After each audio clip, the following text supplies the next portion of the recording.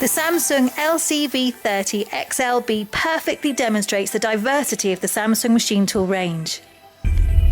It's a travelling column vertical machining centre, available with not only 2 metre X-axis travel, but also a huge 4 metre X-axis option.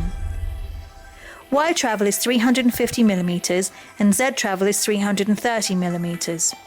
The table's fixed, so machining a heavy long component between centres is very stable.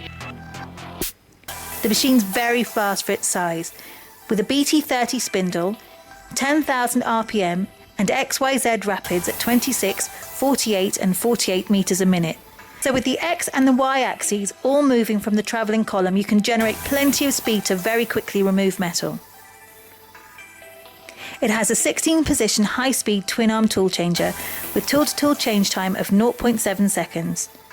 For more information on the Samsung LCV30XLB Travelling Column Vertical Machining Centre, please go to our website www.doogard.com.